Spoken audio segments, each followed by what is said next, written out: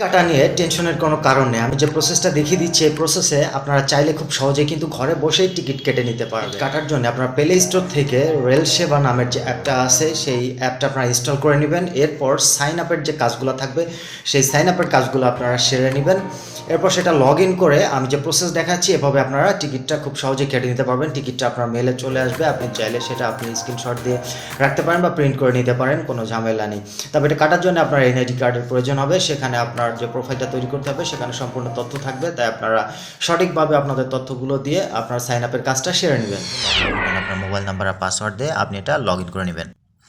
এটা log in হয়ে গেলে আপনাকে ধরেন পেজে নিয়ে আসবে। এবার এখান থেকে আপনি কোথায় যেতে চাচ্ছেন সেটা সিলেক্ট করে নেবেন। উপরে যে এখানে দেখতে পাচ্ছেন এই যে স্টেশন, হ্যাঁ ফরম স্টেশন, আপনি কোত্থেকে যাবেন। দেখেন এখানে হচ্ছে ফরম হচ্ছে আপনি কোথায়, যে আমি বিমানবন্দর দিলাম। টু হচ্ছে কোথায় যাবেন, যশোর দিলাম। ক্লাস কোনটা নেবেন, এখানে ক্লাসে টাচ করলে এখানে বেরোবে। এখান থেকে আপনি AC, non AC, Snigdha chair, Shovan chair, AC chair, যেটা আপনার দরকার আপনি সেটা সিলেক্ট করবেন। আমি শোভন চেয়ার সিলেক্ট করে দিলাম। জার্নি ডেটে এসে আপনি এখান থেকে সিলেক্ট করবেন, যেমন আমি 31 তারিখ দিলাম। হ্যাঁ এটা দিয়ে দিছি।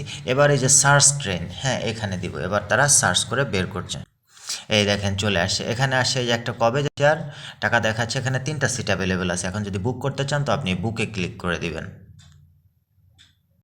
বুকে ক্লিক করে দিলাম। এবার দেখেন এখানে আমাকে যে তারা যে সিট প্ল্যানটা দেখাচ্ছে, এখানে এখানে মোটামুটি সবই বুক, শুধু এই যে আমাকে জটা দেখাচ্ছে। জতে আসার পরে এই যে 2টা সিট। এখন আমি যদি বুক করতে চাই, যেমন যে এই যে J5 এটা আমি দিয়ে দিলাম।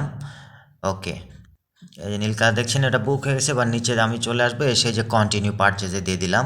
এখান থেকে আবার তার একটা ওটিপি পাঠাইছে, ওটিপিটা দিয়ে এটা ভেরিফাই করা হবে। ওটিপি চলে আসছে, আমি এবার ওটিপিটা দিয়ে দিব। আমি ওটিপিটা দিয়ে দিচ্ছি।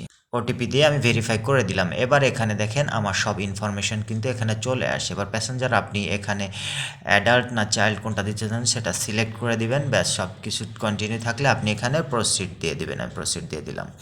এবার দেখেন এখানে তারা আপনার ভাড়াটা দেখাচ্ছে। এবার আপনি হচ্ছে পেমেন্টটা কিভাবে করবেন, এই পেমেন্টের জন্য এবার আপনি যে কাজটা করবেন সেটা হচ্ছে এখান থেকে আপনি এখন বিকাশে যাবেন না নগদে যাবেন। যদি বিকাশে, আপনি বিকাশের উপরে টাচ করে দিবেন, দিয়ে এখান থেকে যে প্রসিড টু পেমেন্টে চলে আসবে। এখানে আসার পর টাকাটা জমা দেওয়ার হবে, সে আপনার বিকাশ প্রসেস এখানে নিয়ে আসছে। এখানে হচ্ছে আপনি আপনার বিকাশ অ্যাকাউন্ট নাম্বারটা দিয়ে দিবেন।